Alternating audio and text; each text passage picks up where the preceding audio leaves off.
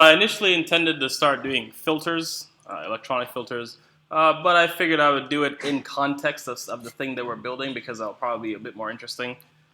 So yeah, I thought that'd be a little more interesting. Have you guys ever built a pulse sensor before, a optical heart rate monitor? Okay, I didn't think so. But okay, so that's basically what we're going to do today.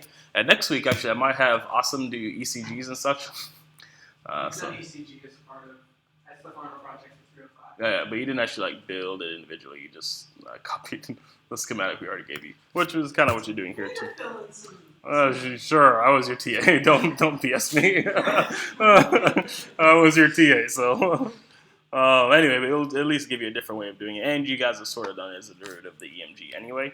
But this is also for people who haven't seen it before, and I'm just gonna tell Austin for the students who have done it already to sort of give you a challenge, quote unquote, to make you do something a bit more interesting with it.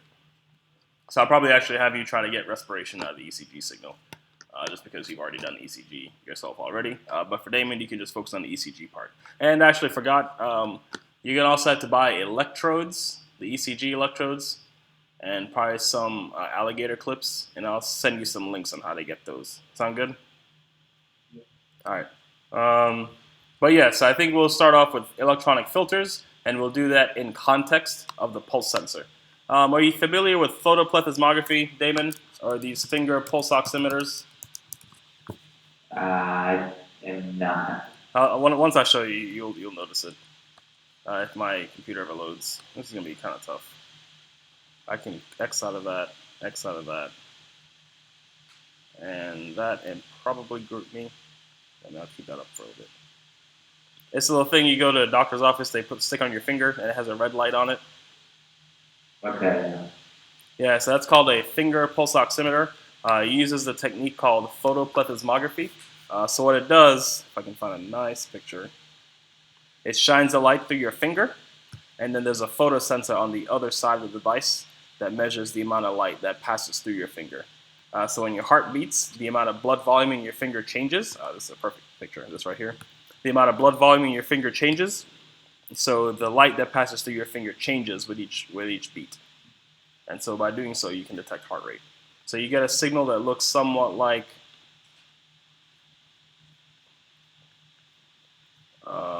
this one does not have it. You get a signal that looks like this. So this is representative of systole, so the ventricular contraction, and this is called your dicrotic notch, where your aortic valves close. And so each subsequent peak, so the time between this and this is your heart rate. Sound good? Yep. All right, so we're gonna talk about filters in context of this. Ryan and Barrett, you guys both know this already, so just kind of enjoy yourself. Damon, this is relatively new to you. I think I mentioned it probably last time, but it's something you haven't seen before. So I guess let me pick the easy circuit first. Easier, rather. So do you guys remember from last time us talking about the Transimpedance Amplifier? No? Barely? So the Transimpedance Amplifier, which is this stage here, can you see my cursor, Damon? I'm not sharing screen, so he's just been looking at my pretty face this whole time. Poor guy. Share screen. Oh, darn. Alright, so this is the finger pulse oximeter. Shines a light through your finger. There's a photosensor on the other end represented by this green object here that measures the amount of light that passes through. And so with each pulse, the blood volume in your finger changes, and so the amount of light that passes through your finger is changing with that pulse. And that looks somewhat like this. When you plot it, it can look very differently based on how you're filtering it. So the time between each of these peaks is your heart rate, and so that's kind of what we'll be doing today. So there'll be some processing component, there'll be some circuit building components, so it might take 2 days. We'll see how that goes. So anyway, going back to our circuit, there are a couple ways to build this type of sensor. This is just the way I always do it, but there are a couple ways. So we have, well, I guess with that I'll discuss it, so I do want to go more or less in depth in a class like this. But for heartbeat sensing, heart rate monitoring, or I should specifically say optical heart rate monitoring, there are a couple different photosensors that you can use.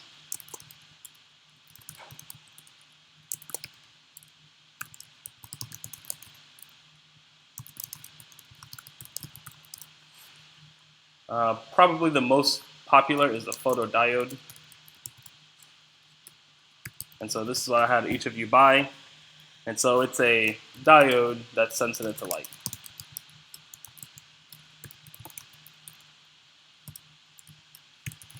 And I'll let you go to ECE 255 semiconductors. 255, I'll talk more about what diodes are. But essentially diodes are components that only allow the flow of current to go in one direction, not the other. But photodiodes kind of break that because the current that you care about actually goes in the reverse direction. So they're still called they're still the same diode material, but they don't operate at all like regular diodes do. But you can use them like that, you just wouldn't. Anyway, people use photodiodes. You can also use photo transistors. So we mentioned transistors a while back. These are specifically Bjt transistors.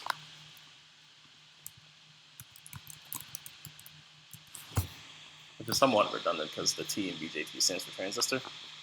But that's how people say them anyway. So I talked about them last time as just being like current-controlled amplifiers. So these Bjt transistors have, I'll focus on the right-hand side here, the NPN transistor, have 3 terminals, a collector, a base, and an emitter. And so what you do is you apply a current at the base, and then that current gets amplified by some amount, and then that current goes through the collector. So when you apply a current at the base, you essentially close the switch between the collector and the emitter, and so you get a flow of current between the current and the emitter. Make sense? So in the case of a phototransistor, the base is actually doped with a photoconductive material, so it's actually responsive to light. So you shine a light at the base, that increases the amount of current at the base, and that current gets amplified to close the gate, to close the switch between the collector and the emitter. So that's how a phototransistor works. Bjt transistor that is sensitive to light. That is photosensitive.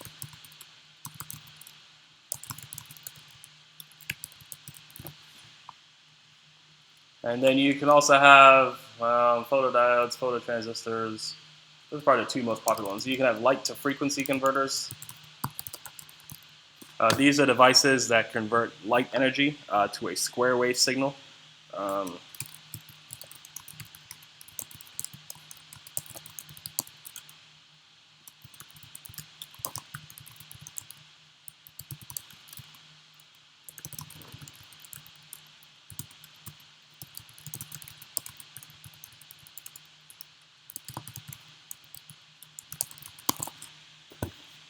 Yeah, go ahead.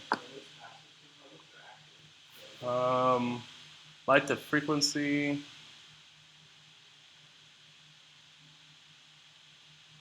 It's active.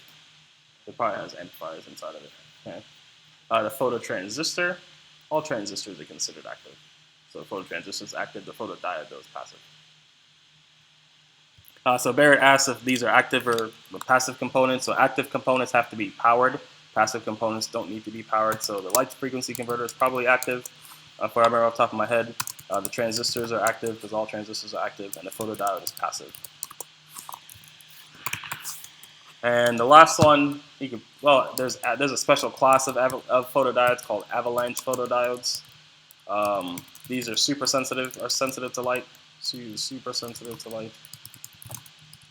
So that means they produce a lot of current for small amounts of light. What else about them? I think they generally, that's the biggest one off the top of my head. I'm not going to go into the theory of them, mostly because I don't remember what it is. But just know that you get a ton more current for the same amount of light compared to a standard pin photodiode. And then I guess you could probably use a photo resistor, but I don't think most people really use these for pulse sensing because these are generally considered not all that sensitive. And photo resistors, they work by using something called cadmium silicide, and that is not, and that has, what's the word I'm looking for? Iron in it, or it's not ROHS compliant, so they're actually getting phased out because they're not as environmentally friendly as other things. And I think we use the photo resistor. We use the photo resistor here to do the night light. Damon, I just had you get the photodiode in general, just because that way you wouldn't have to buy too many different components. The photoresistor is just a resistor that changes resistance with light.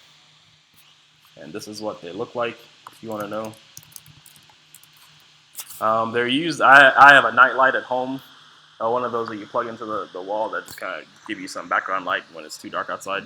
And I noticed that it has a photo transistor right in front of it. And it looks like this. Maybe you've seen them before in other things. They're pretty cheap components, so they're really, really handy and really, really useful. But anyway, those are kind of the 4 or 5 popular photo sensors that you'd use for optical heart rate monitoring. Probably the photodiode is the most popular. I think these finger pulse oximeters, I've seen a component that looks either like a photo transistor or a light to frequency converter. I didn't dig deep enough to figure out which one it was. But these photo transistors and light to frequency converters have at least 3 leads. So I saw it had 3 leads, so it had to be one of those 2. I just didn't dig enough to figure out which one it was. Actually, one question so far before we move on. Somebody asked one question. These are super, super sensitive, but they may be too sensitive, and they're also generally very expensive. So they're on the order of like $40 or more. You can have some that are even hundreds. So you probably wouldn't use them because you can get the signal fine enough with a standard photodiode, which can be like 20 cents. But these are for I think they use them particularly for laser systems or something like that, or if you're trying to measure like single photon stuff. In my PhD life, I would like to evaluate the utility of these different types of photosensors compared to each other for wrist-based heart rate monitoring, because I'm just kind of curious to see if there is any particular advantage of using one over the other. So whenever I get to that, I'll let you know. But that's something I sort of have a desire to do myself, because I'm not sure why. I want to see if an Avalanche photodiode would be better because it's so much more sensitive than a regular photodiode. So that's a question I asked for myself, and I would like to evaluate that at some point within the 5 to 6 years that I'm here. Did you hear that question, Damon? Buddy asked, why would you use a Avalanche photodiode? And I said because it's super, super sensitive, but they are kind of expensive, which is why they're not used typically. So I just looked up Avalanche photodiode on DigiKey. You can see the cheapest component is like $29, which is incredibly expensive for a photodiode. Cheapest $22. And I was saying that I would like to evaluate if one type of photodiode is better than the other, because that's a question I asked myself. I've seen some that are in several hundred. The most expensive one that's in this list is 1,000. So these, I think, they're probably used for like laser systems or for like single photon measurements, just because they're so incredibly sensitive. So it. From $42 to Oh yeah. So if you look at this, so if you look at this column here, it says responsivity, 55 amps per watt. So watt, after you do some math, is the unit of light that's hitting it. You have to get some math to actually get to watts. But note that number, it's 55 amps per watt. So if I look up a regular BPW, I have no idea what the next. So if I look up just a random photodiode, I'll just pick something over here. So these are called pin diodes, and these are more or less the quote-unquote standard types. So remember the previous number was 55 amps per watt. I always forget the numbers for these things. Let's see if, come on, give me something in this column. On the contrary, this is actually a lot higher than I thought it would be.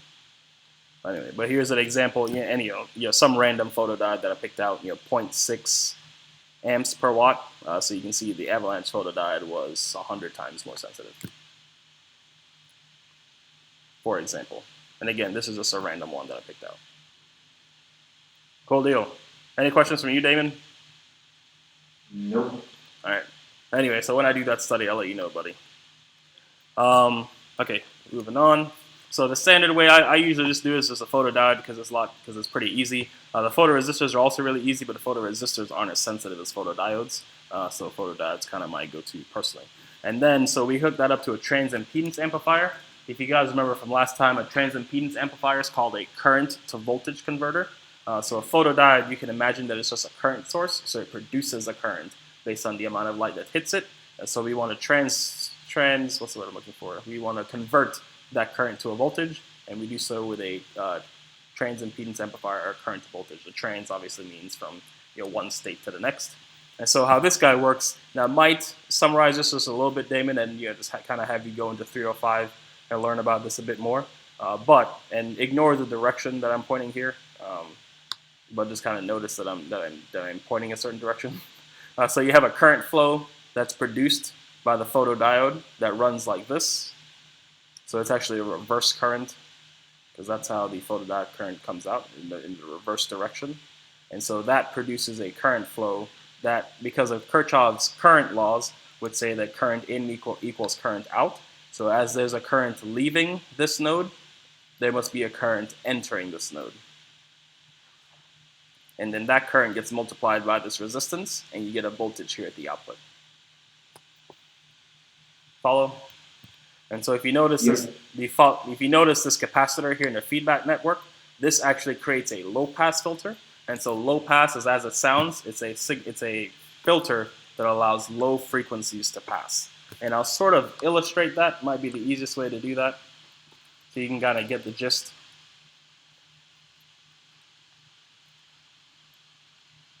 And you learn more about filters like this in 305 and 301. But just trust me that this is also a low-pass filter. And let me pick some sensible values here. These are all my favorite values. So this filter I'm going to build has a cutoff frequency, quote unquote, of 160 hertz.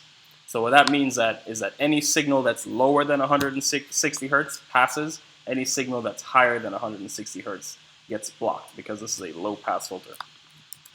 Hopefully this simulation runs at a reasonable pace. So I'm going to input a signal, and I'm going to vary the frequencies, and I'll just pick two very different frequencies just to sort of illustrate the point. So again, anything below 160 hertz passes, so I'll pick 10, and anything above 160 hertz will get blocked. And I'll just run this time domain, and I'll just plot the voltage over time. Sure.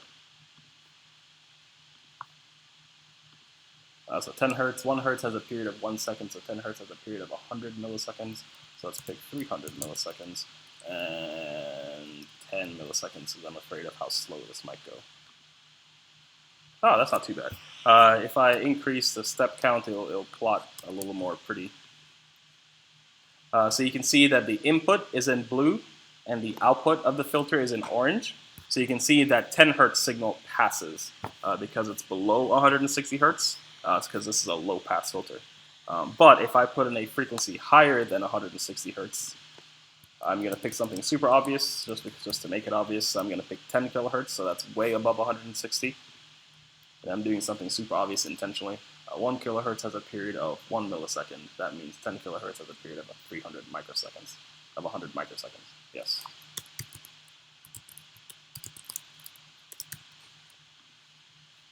So the input is in blue and the output is in orange. You can see that the output is blocked or attenuated. It just gets a lot smaller. So that's how a low-pass filter works. Does that make sense, Damon? Yeah. Yeah, and so a high-pass filter would just be the opposite. And so that's what we have here. And so next, we actually go into a high-pass filter. So this does the opposite of what I just described. And then this goes into a non-inverting amplifier that provides some gain. And then there's actually another high-pass filter here as well. So this is sort of the generic design of a heart rate monitor, or in general, when you're trying to designing a circuit to amplify certain frequencies. Well, designing a circuit to amplify given signals. Often what you want to do is first pick the appropriate transducer or sensor.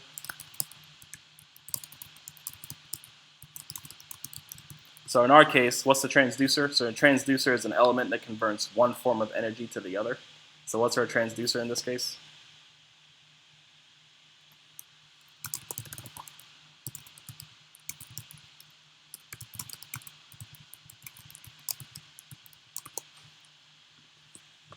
Any guesses? The photodiode. The photodiode, bingo. So we're converting light to voltage, to current.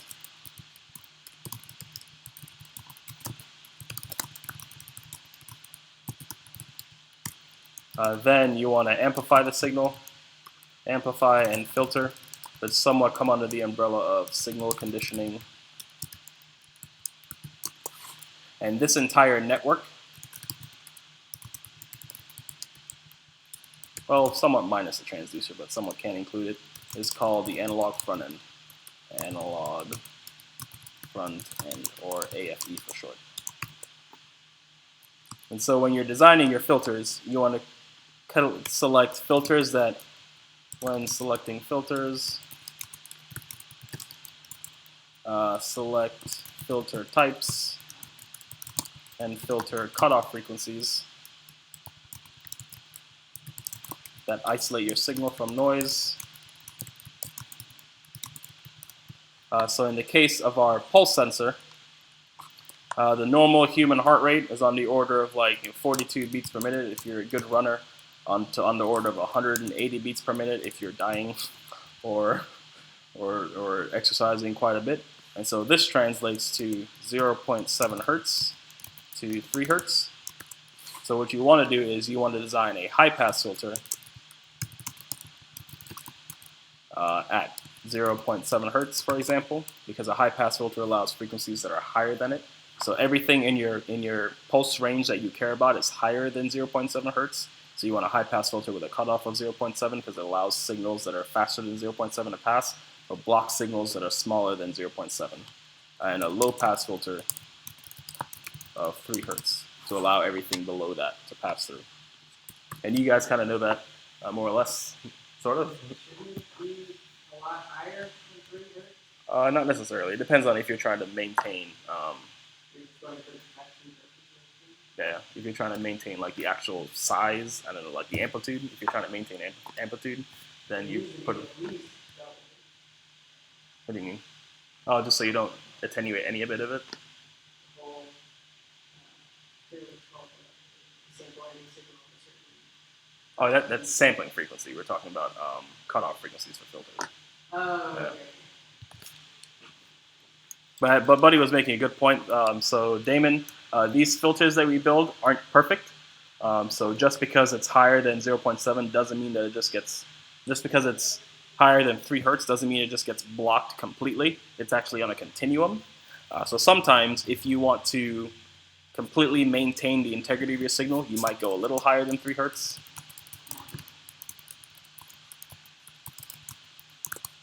If you're trying to maintain complete integrity, but if you just want frequency content, 3 hertz is fine. And so what that looks like, and I can show you here in this, I'll actually go right at 160 hertz.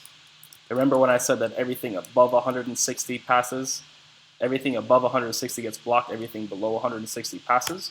But what you'll notice, I should actually change how fast this is running. 6.25 milliseconds, so I have to change this to 18. And I'll change this to 100 micro. You know, even the signal does get a tad smaller, even at 160. And so that's basically on a continuum. So the farther you get away from 160, the smaller and smaller it gets, but it's not completely either gone or not gone, if that makes sense. V1, actually. So if I go to 1 kilohertz, for example,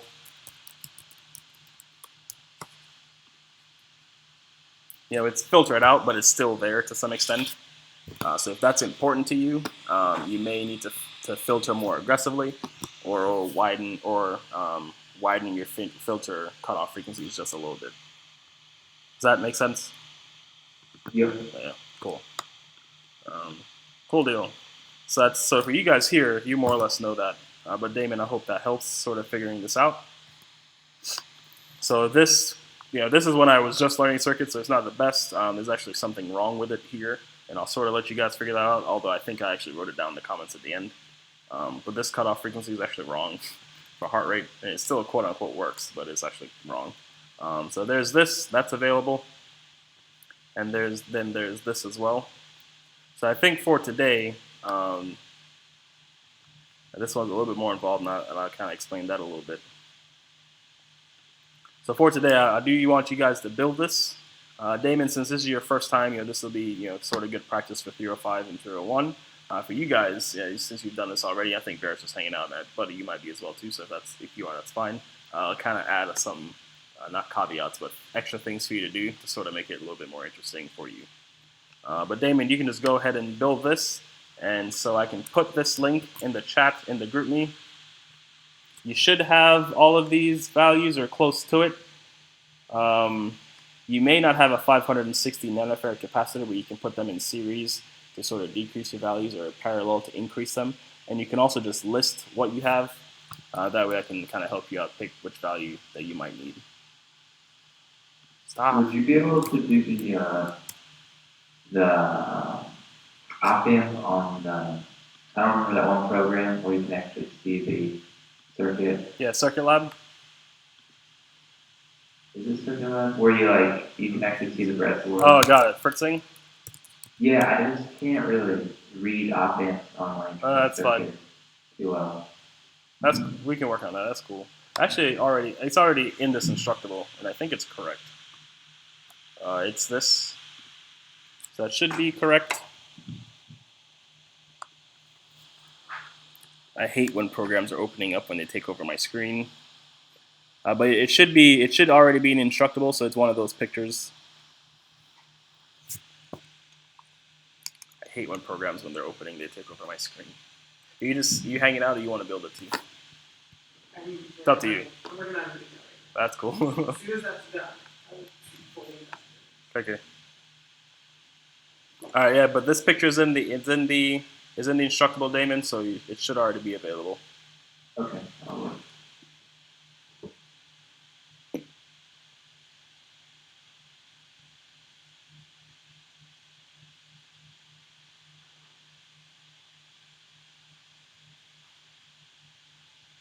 And Fritzing trying to open is taking over my screen, but once it opens, I'll probably leave it open because I might use it anyway.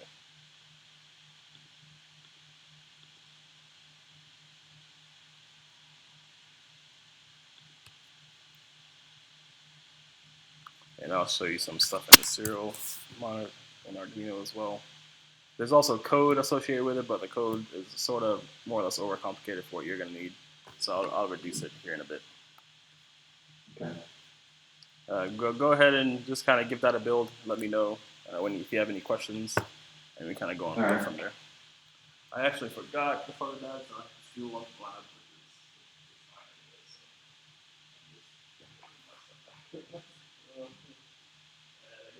You have your theory, you have to bring it to your pockets. Yes, I will. Trying to figure out what you want. No, I did not get it.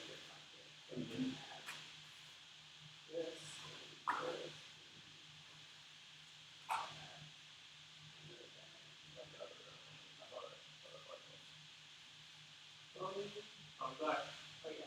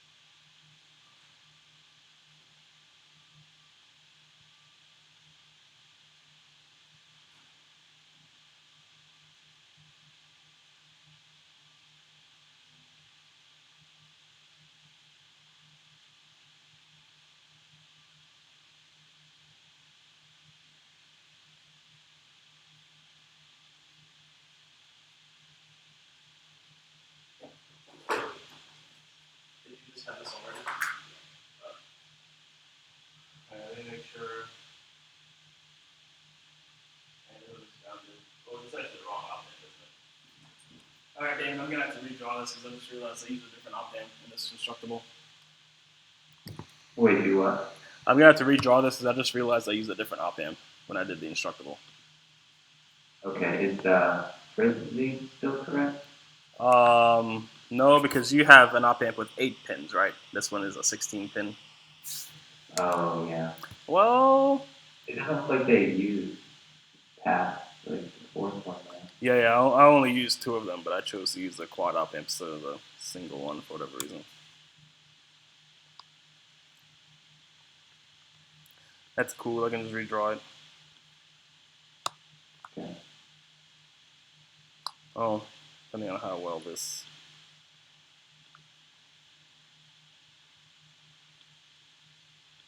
Hopefully this program would work well with me. I'm just trying to move it. There we go. Half plus. Cool, my favorite size breadboard.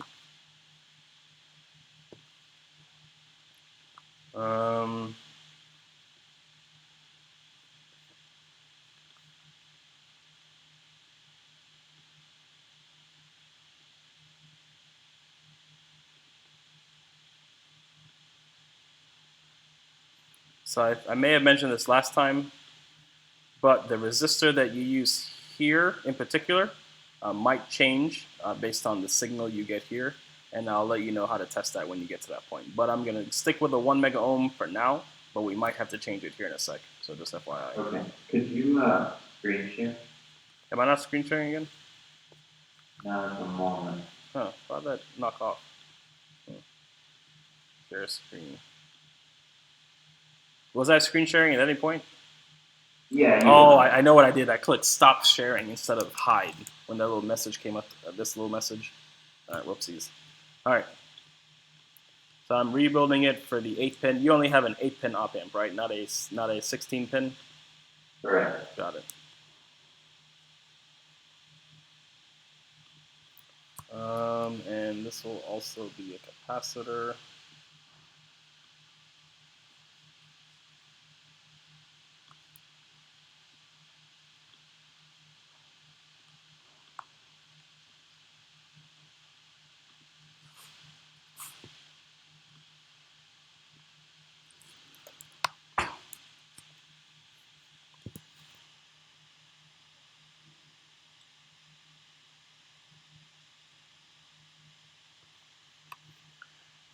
And this photodiode isn't going to look like the one you have, so just be aware.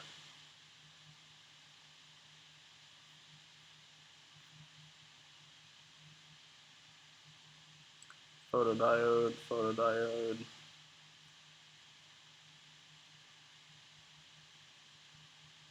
I'm going to have to search.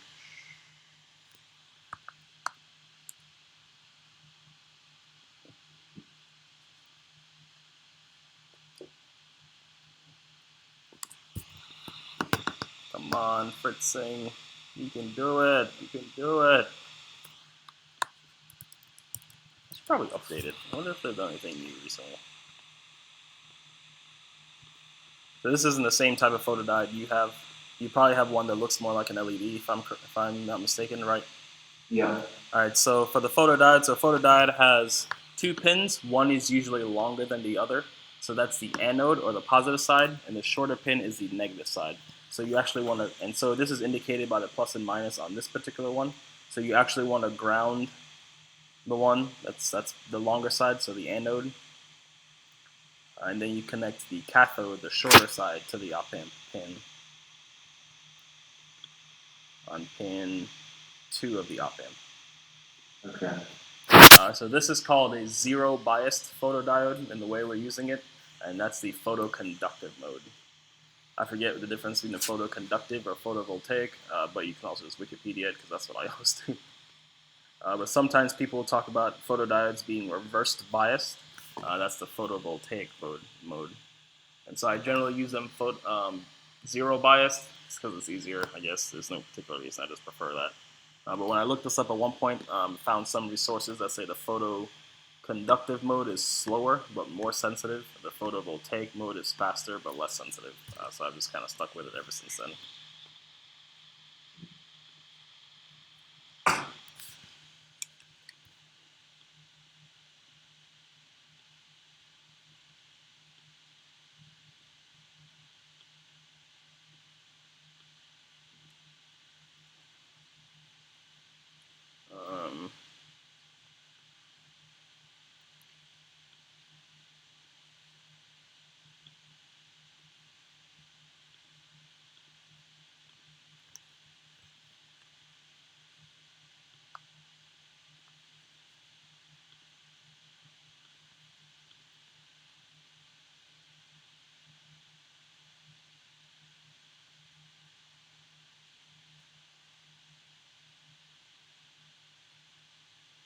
Whoopsies, I want this to be more like, what way makes the most sense here? Oh no, that works. So this pin is connected to pin 1, then goes to pin 2. This pin is then connected to pin 1, and goes to pin 2. Alright, that works. Next, I want to do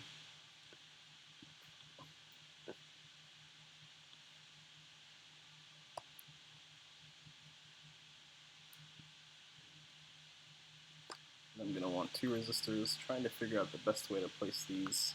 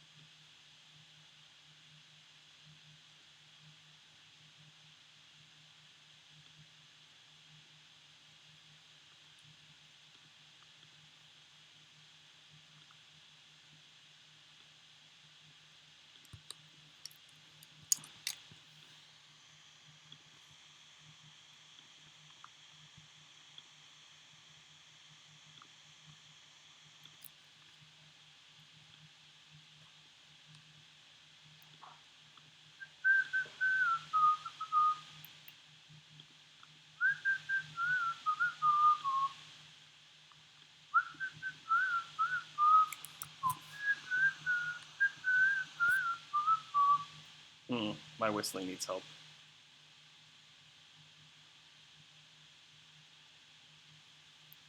I want this pin. Maybe I should have drawn this a different way. Oh. How much have you done already, Damon? Don't worry, like, whatever you change is fine. Alright. I might change it back. I don't know which one's easier.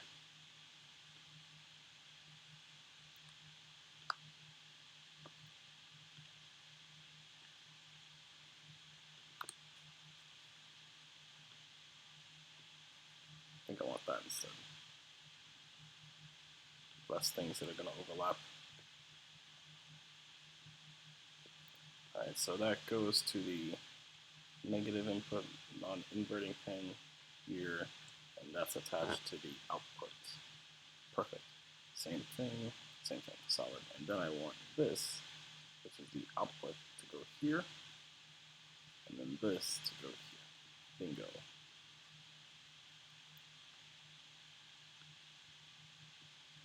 And then I want this to go to the non-inverting pin. It goes all the way down there.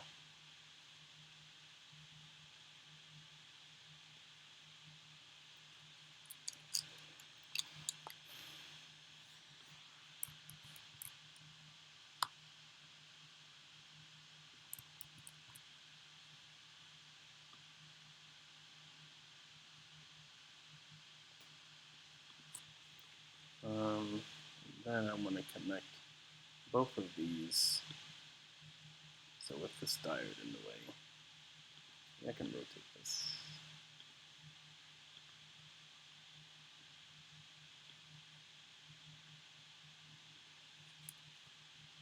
How much am I going to like this?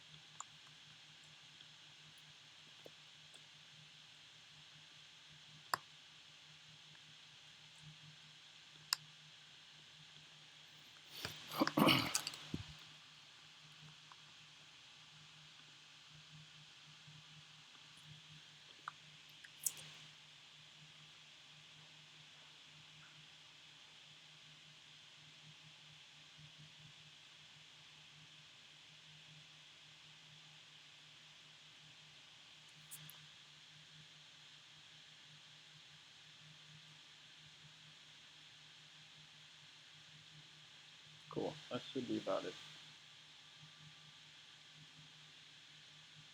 Cool deal.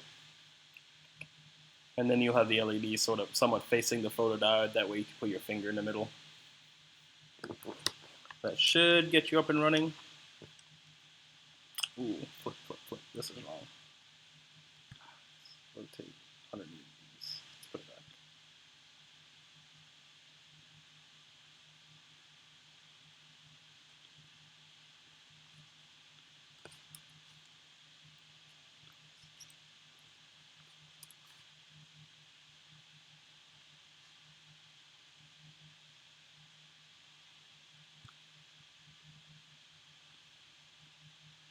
Come on, don't give me a wire. Don't give me the spool command. Give me the light command.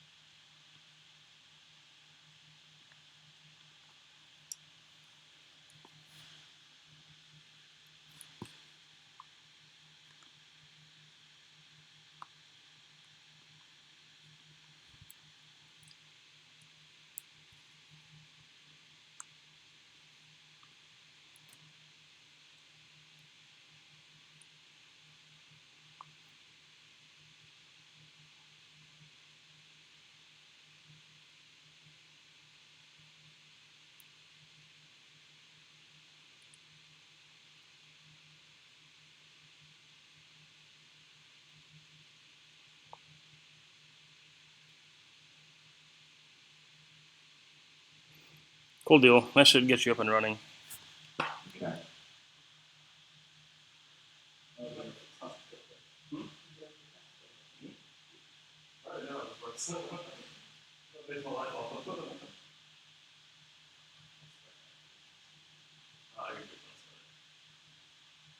We'll do it tomorrow too. A little bit. We can do some Arduino side processing.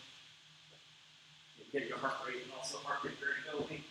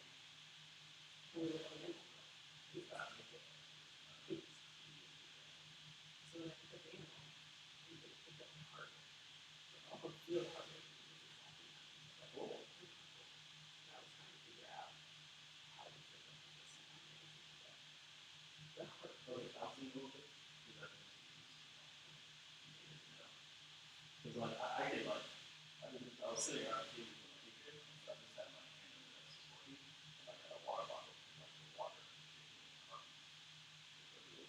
Just that subtle vibration from like pulsating water bottle. So it's very slight. It could be vibration.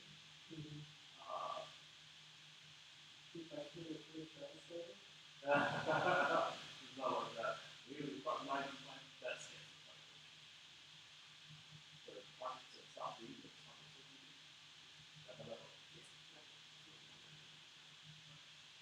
It beats a lot. It beats a lot. Really,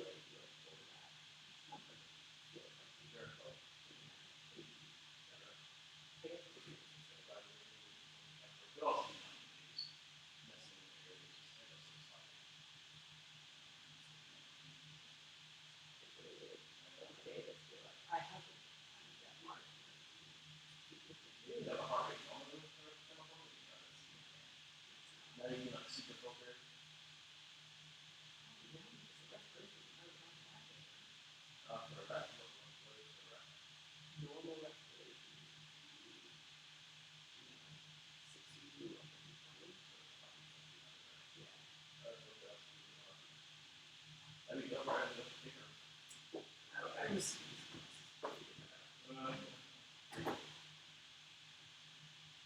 Yes, I try to take those little candle vibrations and use something out of that.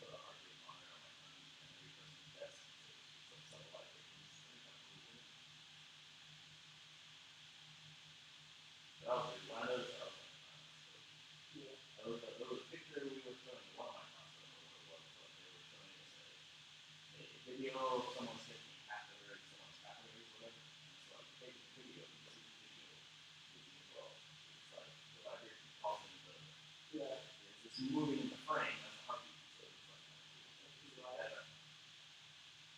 now I'm like super sensitive to like heart rate measurements now.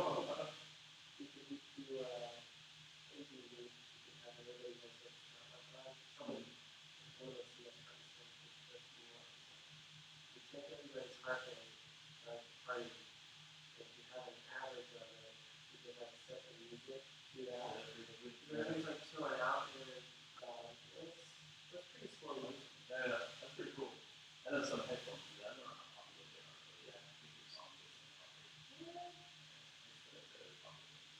don't know if you like I found a cool Spotify thing like last year where it usually accelerometer in your phone.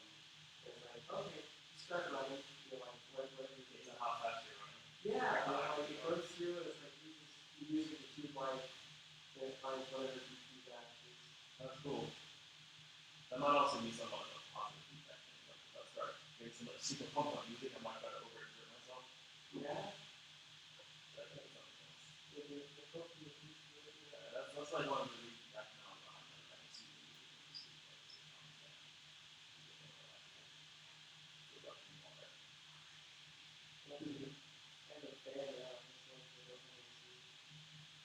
It's not right? It's somewhat bothersome. Well, It is.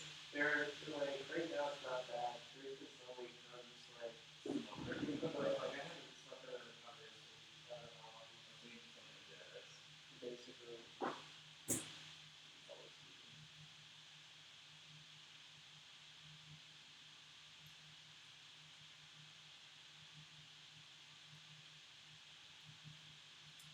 Yeah, I saw some pictures of it actually. It's super, super subtle, but because your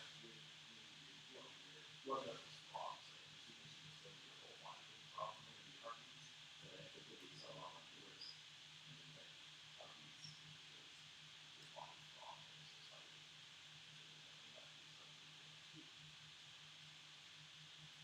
That's something scientifically measuring or all that. Energy. The whole article was about nerves. And there's apparently some guy out there who believes that, at least in some small part,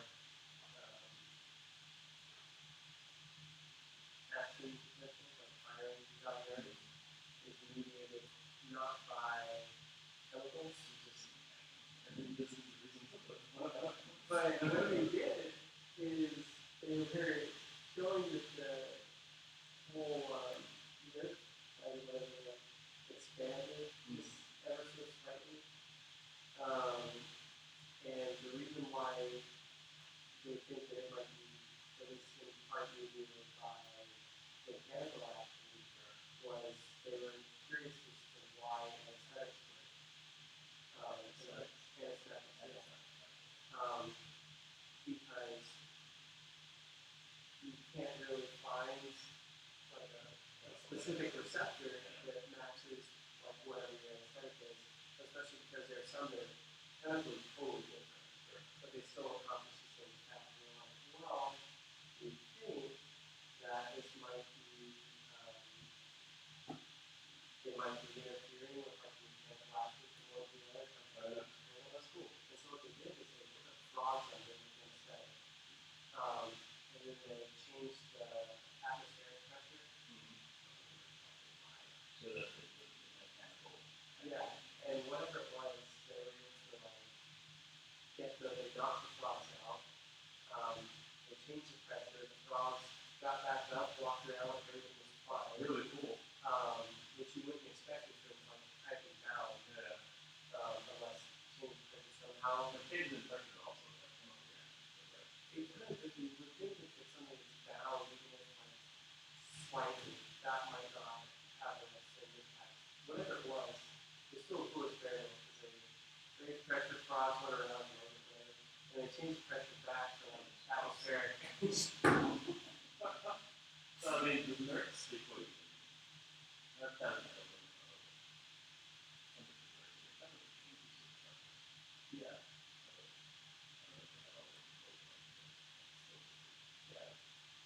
It was really interesting.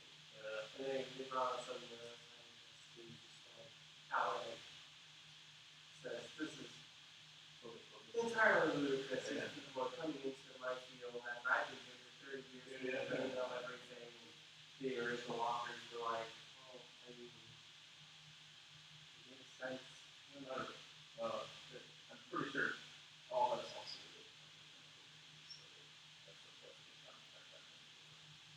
yeah. It was interesting. So like, no, that's pretty cool. Some people in mind to come Apollo 1. It was, they had a paper out. Let me see. I can find it.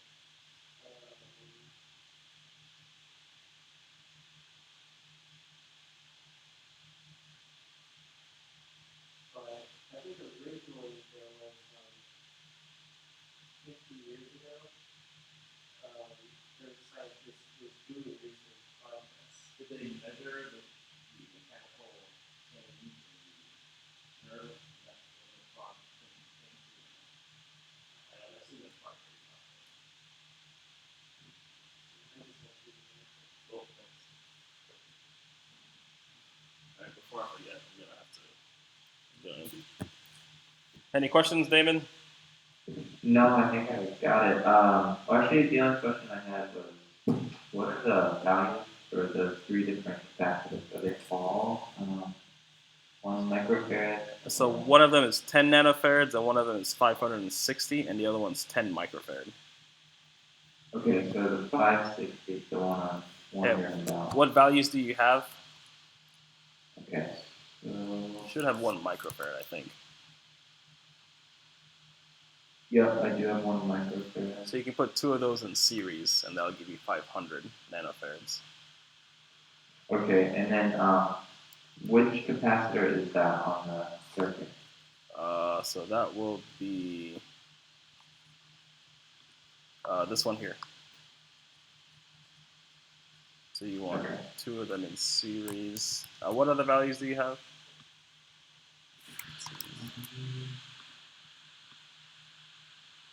I also have 10,000 picofarad. Yes, that's 10 nanofarads, not that one. And then 10 microfarad. All right.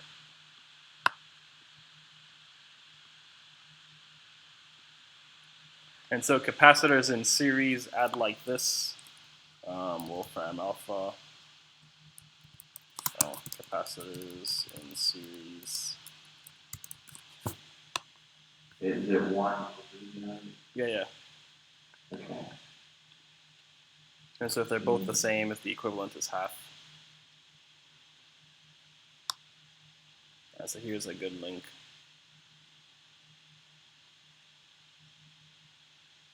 I can put this in the group me too. So capacitors in series add like resistors in parallel.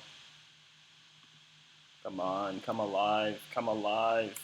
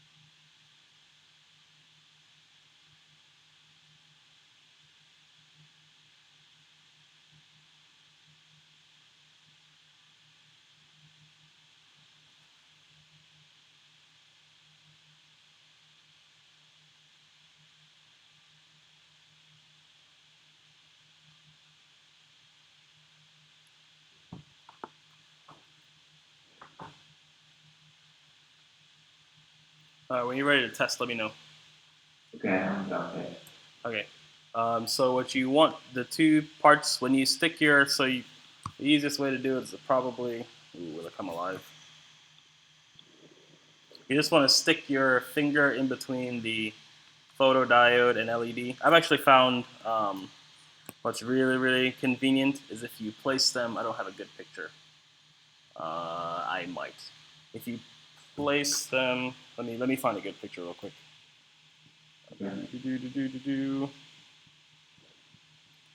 Who sent me a picture of this recently? I think Ben did.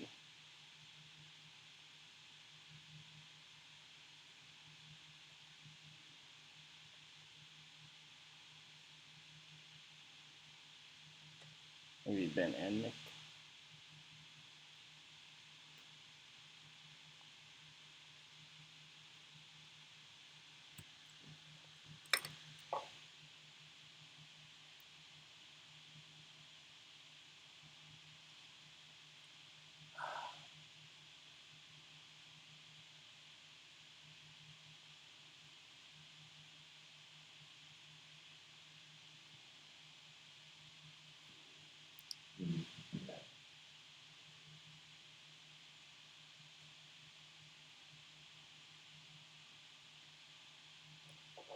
Is anyone's service sort of acting up? And I'll put this in a group me too.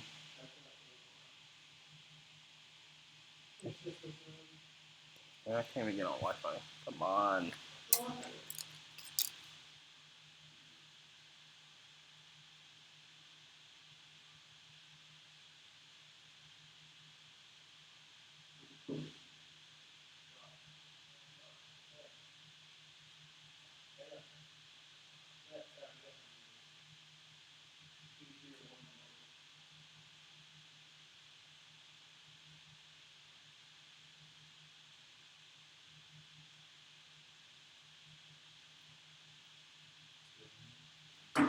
So if you place them in rows, like one above another one, you can then place your finger on top of them. Because the key to having this work nicely is somewhat being still.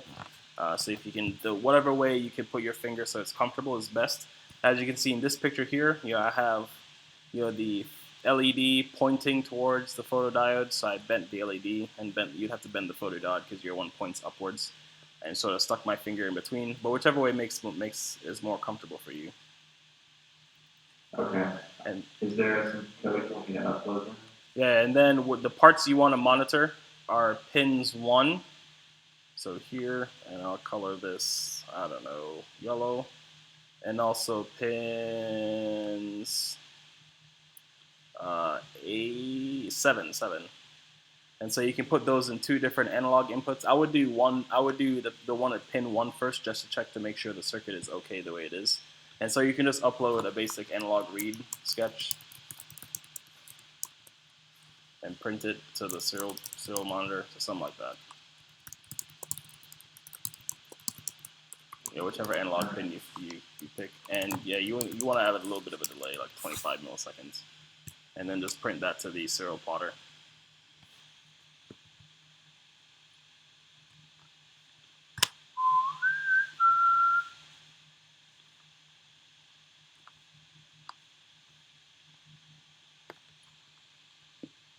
But first check out pin 1, and you want to make sure pin 1 is smaller than 950. You're going to get some, remember we talked about analog to digital conversion? So it's going to give you some number between 0 and 1023. You want to make sure it's above 0 and lower than 1023. And maybe by like 100 units or so it's not quote-unquote saturating. If it is saturating, decrease, and if it's saturating, the signal should be positive, so it's going to be at least 0, so it's going to be probably closer to like 700. And if it is saturating, decrease the value of that resistor there. This one. This is something smaller. And so saturating means when the output voltage of the op amp is close to the rail, quote unquote, so that means close to 0, or close to 5 volts, 3.3 volts, whichever one you're using, or 1023 if you're thinking about it in terms of analog to digital converter units. That's sort of best feature.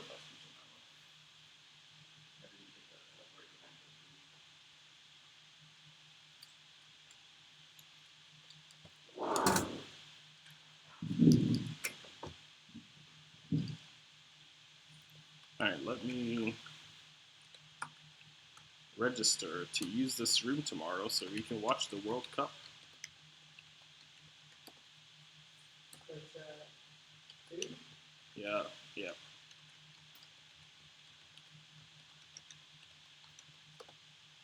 Oh, there's none tomorrow at 10 a.m.?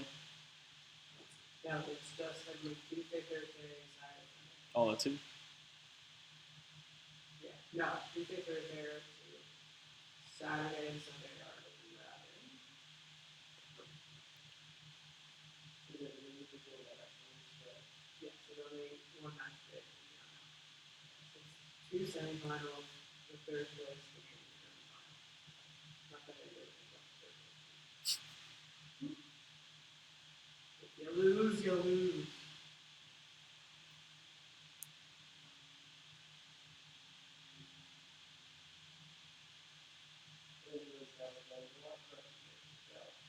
Why satisfying?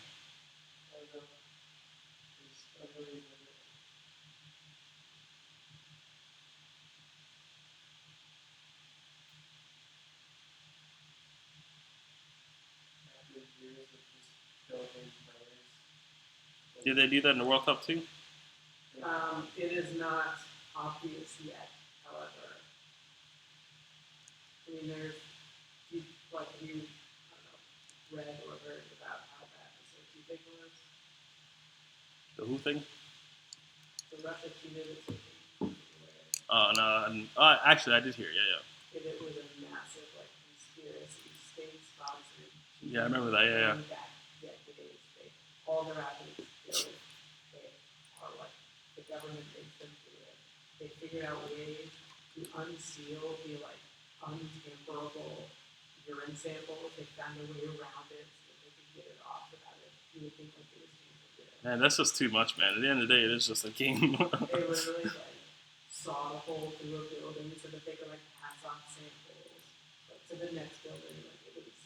That's too much. It is everything you would expect it to be in war.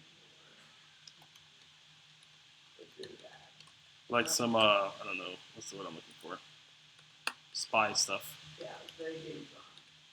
Yeah, that's the guy I was thinking of. That's a little much, man. Like, guys, it's not that big a deal. So that's a multi-billion-dollar industry. Yeah. It is, but how much do the countries get for like winning a partnership? I guess because the United States always wins a fair. I guess because the U.S. always wins a fair bit amount anyway. I guess I just don't think of it that much. I mean, the bigger countries always win a fair bit because they have more people to take from. Yeah. But that's not necessarily true of soccer. True. So everyone was sort of assuming, especially because again, it's in Russia this year, that they were just going to kill things. Wait. And if that doesn't work, hang off the whoever else. Because they were like by far the worst team in the It's hosting team. And then they didn't say it. Yeah. They didn't see it. So first of all, we made that which was a shock. And then they beat Spain. It was a bigger shock. I mean, I watched games. Spain did like this, but still. There's been times where countries have taken a ball from the previous game.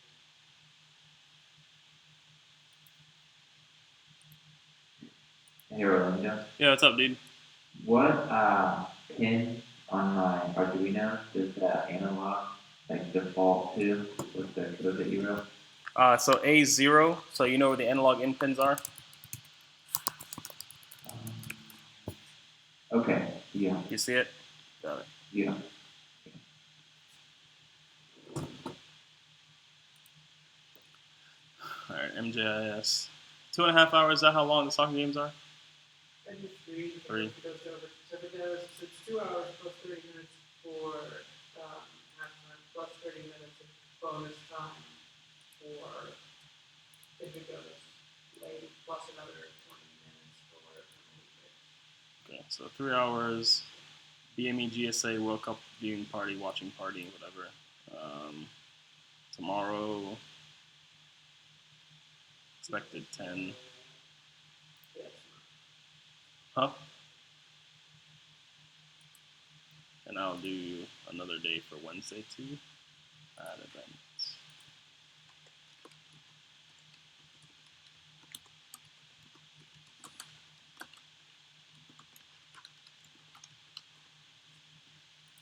So basically, I will not be getting any research done the next couple of days. I'm kidding. I'll just do stuff on my computer.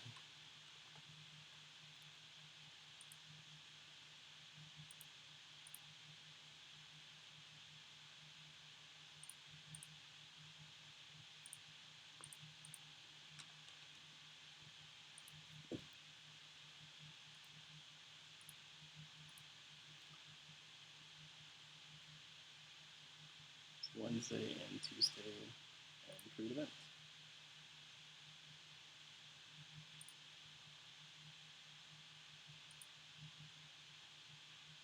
Oh yeah, I think it's working. It puts it at 1023 when I put the light on. Okay. So what happens when you put your finger in between? Okay.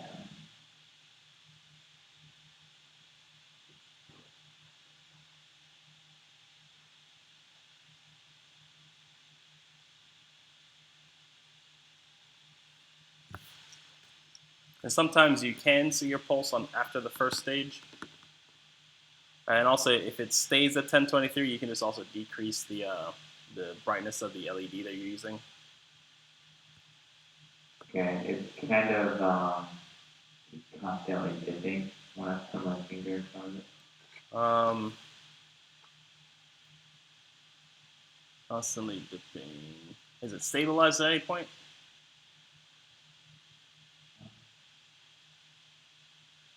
Can you do a screen share?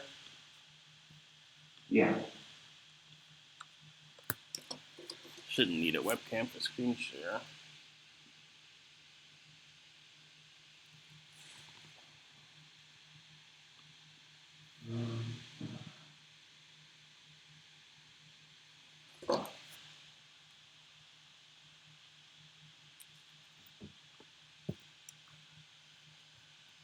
Ooh, the endless screen share.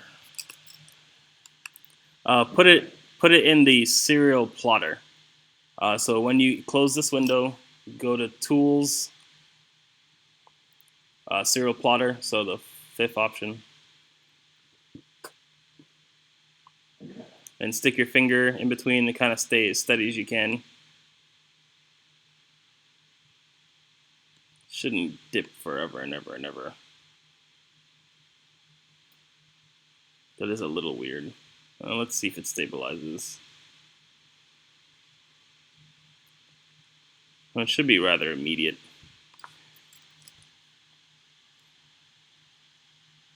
Yeah, that's a little odd. Are you taking out of it at a pin 1? Do what? All right, what pin are you measuring on the op amp? Oh, I never plugged in a separate one. I just have it in A0. I know, but what do you have connected to A0? Yeah, it would be pin 1 on the op amp. Okay. Can you take a picture of your circuit and show it to me? Yeah. It shouldn't dip forever. It should stabilize rather quickly at that stage.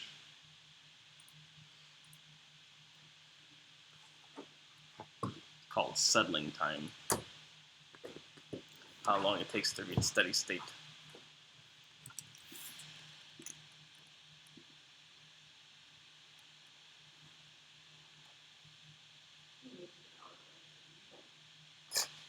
Who are you writing an email to? Oh. After I finished everything, just like Give me an update. I sent a massive blur of every single thing that happened. And it's more for my benefit than his benefit.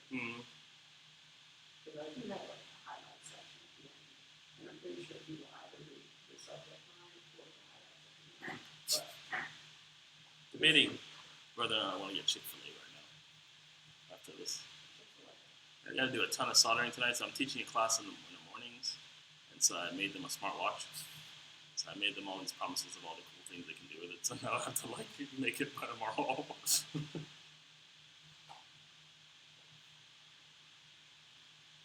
And send some angles while you're at it, Damon. Yeah. Different angles. Did you have the LED pointing at the photodiode?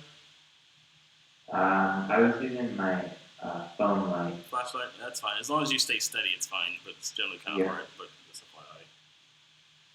And you're making sure that the long leg of the photodiode is what's connected to ground? Yes, I can double check. And then you have ground and power connecting back to your Arduino? Yeah. And ground and power connected on both sides of the breadboard? I don't have it on the left side. I didn't know if there was anything connected on the It looks left like side. some components to your right side are connected to ground. I know some components to your left side are also connected to ground. Oh yeah, I have ground connected on both sides. I just don't have the power connected on both sides. You might need that too. I'm not sure, but you have a better view of your setup than I do.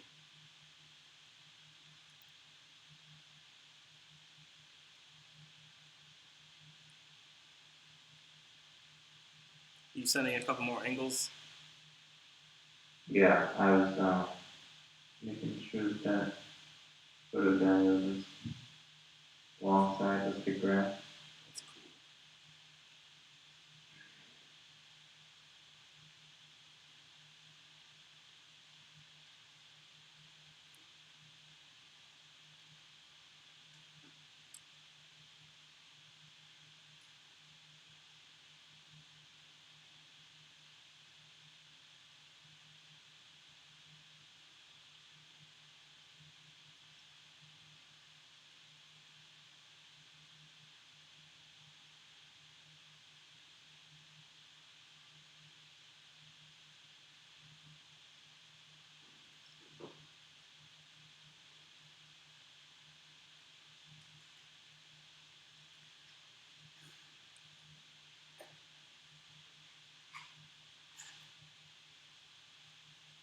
That looks good.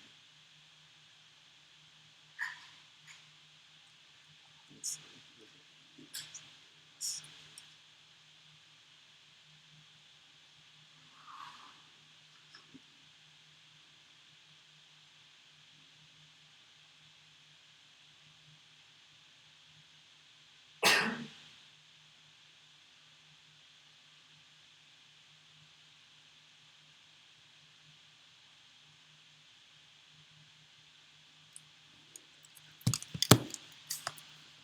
So that should be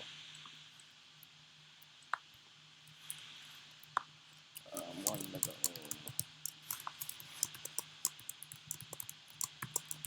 ohm. That could explain the long settling time. But yeah. So you have a capacitor at A, B, C, D, E7 and E6, right? E7. Yeah. What's that value?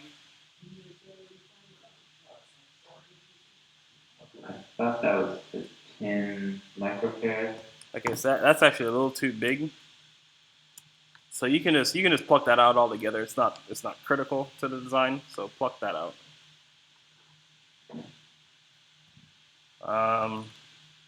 It'd be better to put the 10 nanofarad there. But you can leave it out for now. So stick your finger back in again and let's look at the serial monitor. Let me know when your finger's in. It shouldn't go to 0 though. Okay. Alright, the fingers in. Okay, you see how it settles really, really quickly? Yeah. A 10 microfarad capacitor was creating a very, very low cutoff frequency. And so there's a couple of weird spats of noise there, which I'm not really sure what that's all about. But your signal's between 0 and 1,000, which is good. Stick that 10 nanofarad capacitor, which I think is 10,000 picofarads, what you have, in place of that 10 microfarad. And let's see if that gets rid of some of that noise. Okay.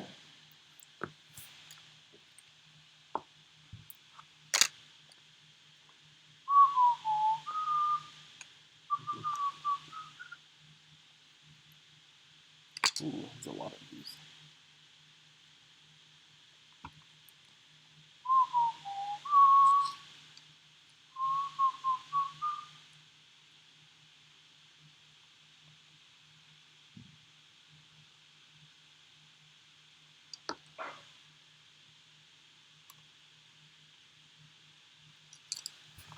What would cause that? That's kind of weird. Your phone light doesn't make noise like that. So this is with the new capacitor. Alright, let's see what happens when it's zoomed in. See if it gets rid of that weird little noise. So sometimes you can see the pulse at this point, sometimes you can't. It all sort of depends. It's updating rather slowly. Or maybe that's the feed.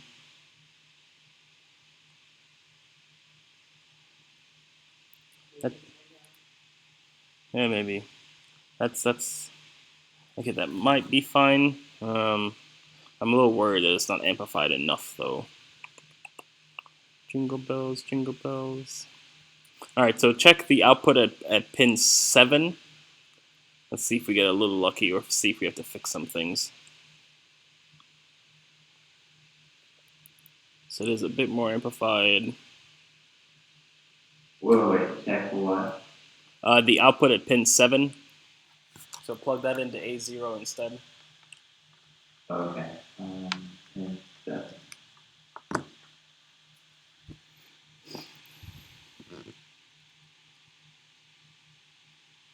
You might get lucky. Are you moving around a bit? Yeah, that's my phone. Gotta get a wire. So pin 7 on the op-amp, is it straight across from 3? Not quite. So this is how it's laid out. So I'll show you in fritzing. It's straight across from It's straight across from 2, yeah. So starting from the top left, top left Yeah. is 1, 2, 3, 4. 1, 2, 3, 4, 5, 6, 7, 8. Oh, got it. Got it. So if you look, so based on my picture, like Buddy was saying, so the top, I don't know how to phrase that. Yeah, I figured which one you're pointing at. This one here. So the one where the yellow wire is coming out of. Okay. You want me to put that in A0 then? Yeah.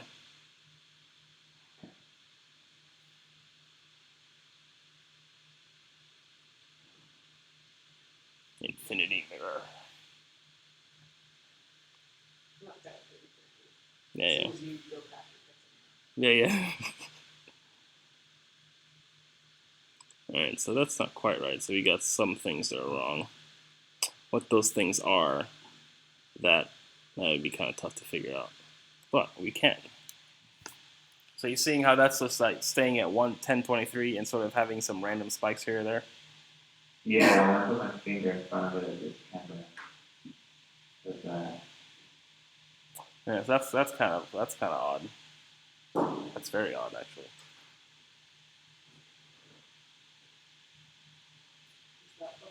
I was actually wondering that. You see how those peaks are coming through like that? Those random spurts of is that as fast as your heart rate? Can you tell?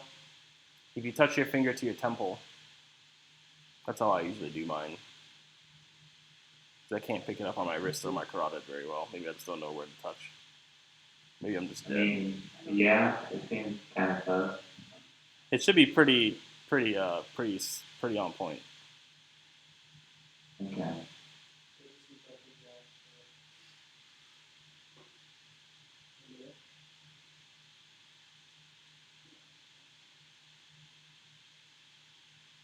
Now it's getting a little more uneven.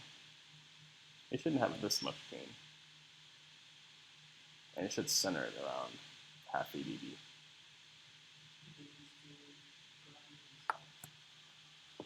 It's optically coupled, not electrically coupled.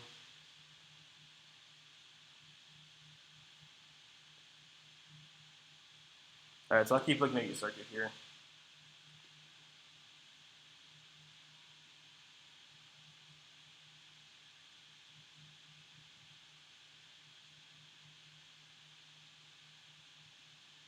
Yeah, when I take the light away, it is at 1023.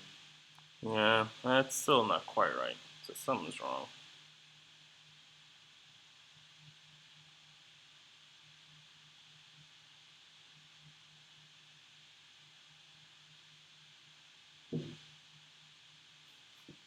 So go back to pin 1 again. That's the first thing.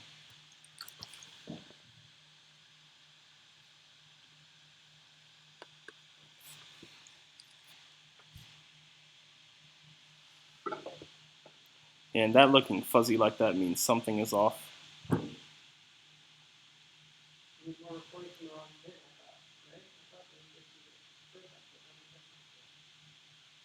This is the first output now. What we were just showing when it was railing, that was the second output.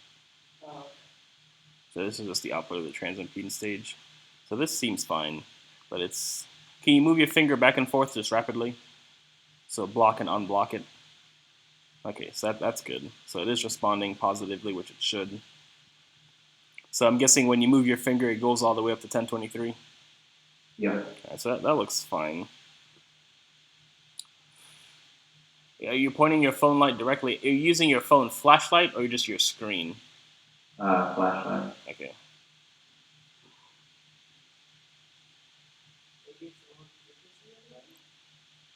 I think pretty sure it's constant, more or less. I've actually done my flashlight before and had. Is it pulsed? Pulsed. Got it. Oh, yeah. Are you talking about color or the frequency, like how turning it on, turning it off? Color. Yeah. Because the photodiodes have a specific absorption. Mm-hmm. Yeah, for pulse, you can actually just use white light or even ambient. But that's a good point. Hey, Damon, can you try the green light? And you want to put a resistor in series with a green light so it doesn't blow out. That switch isn't gonna do it. Yeah, I think I blew it out like last week. Yeah. Sounds about right. There should be a red light, right? To be a real pulse ox. For pulse ox, you want to use red and IR, but like just for if you want to get a heartbeat, it can be any color. The Fitbits in them use green. Do you know what the absorption is? Not off the top of my head. I think this one was most sensitive to IR. But I've used it with just our ambient light. I don't remember which specific photodiode this one is. So I know it's sensitive to red and IR.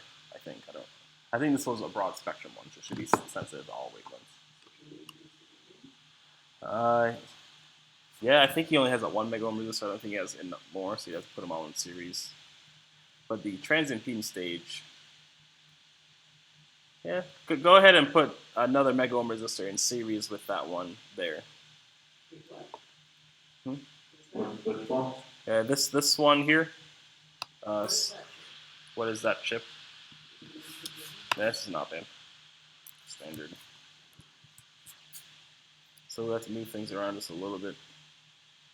Come on. Come on, live stream.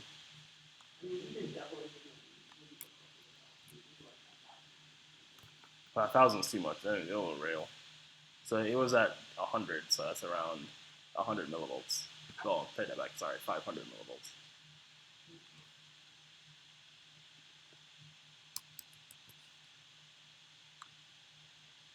I'm getting kind of tight here.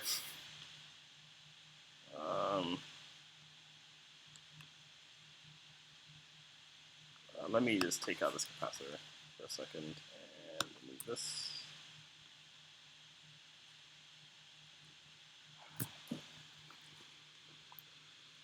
And shift these over.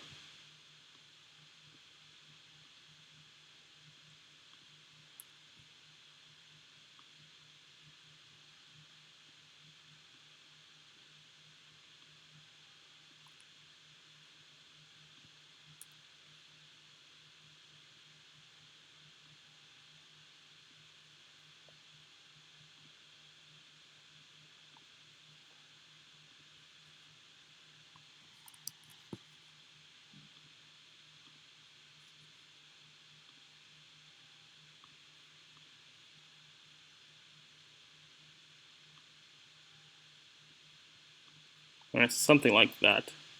Instead of seeing about 150 on the screen, you should start to see maybe 300. I'm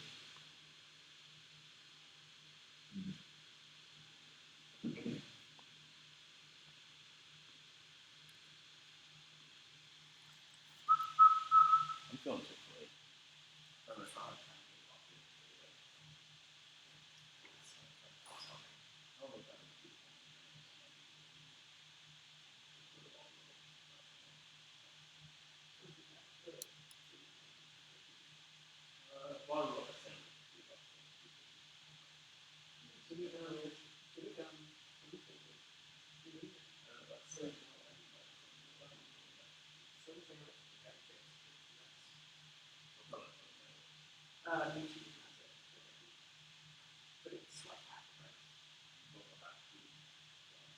you know, the being.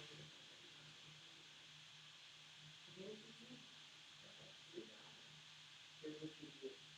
You hold it on with like the younger could be to go to batting points. And when you get there, you go, Oh man, I forgot my card. and they'll spike you in. That's all I think.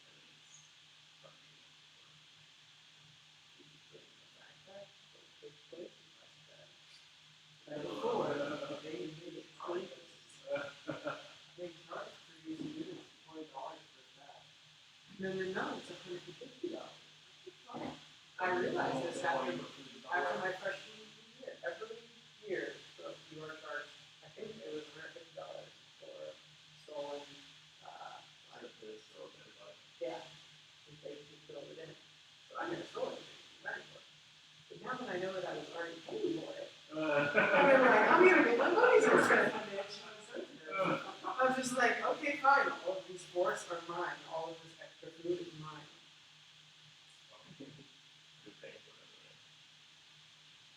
Yeah. Well, still doing that. I'm just not ever having it cook, but I do not miss that food.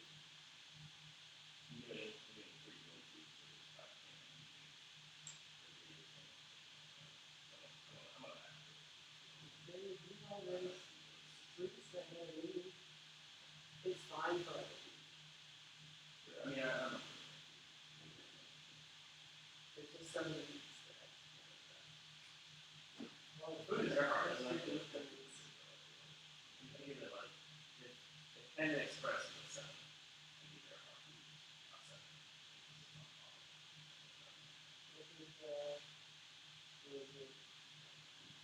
Wizard, that was probably my favorite.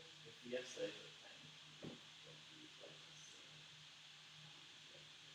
Does this look any better? relative to Fiesta.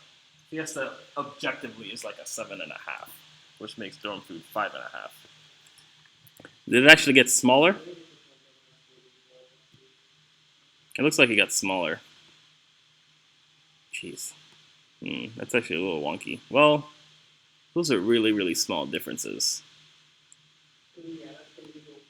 Yeah. You should be able to see the pulse at this point. So I'm actually really surprised that you can't. And do you have your phone light or the LED? Phone light. I'm actually really surprised. It's not. You should be able to see. It's a 2 mega ohm resistor. You're lighter skinned than I am, and it's the phone light right against your finger. Oh no, it wasn't right against it. Okay, put it a little closer. All right, better. Put it closer such that the values are around 800. You can sort of eyeball it, and then just let it settle from there.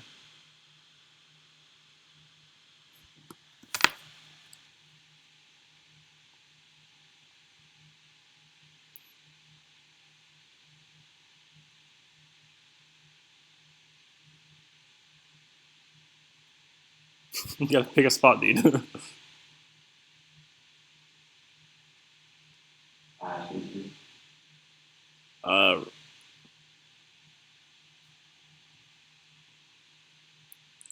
A little closer so that the values are somewhat around 800, but lower than. I'm gonna do that because like I have my finger on it and then my light directly on my finger.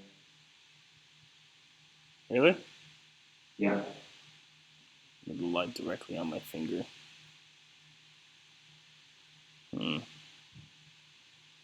It should be a lot bigger than that.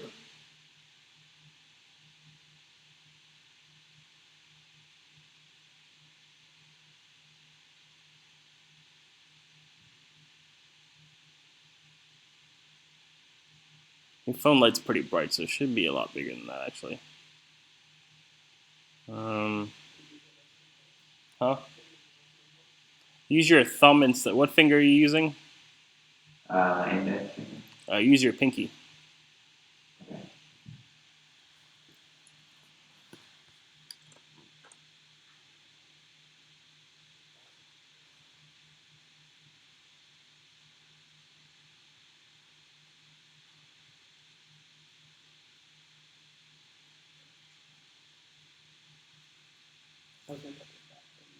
You can keep it.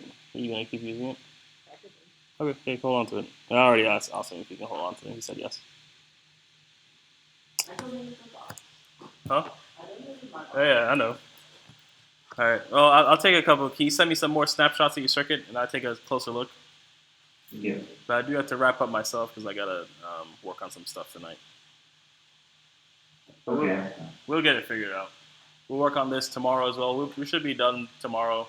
And next week, I'm hoping that Awesome, the lab coordinator for BME, he actually is a coordinator for 305.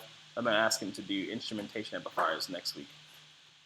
And so we can do ECG, EMG, EOG, and potentially EEG, depending on how careful everyone is. Yeah, I asked him if he wanted to teach something, and he brought up the bipotential stuff. But yeah, send me a couple snapshots, and I'll take a look as I'm eating or doing something else. Okay. All right, cool deal, dude. Thanks for coming. Yeah. See you. All right, until next time. You understand?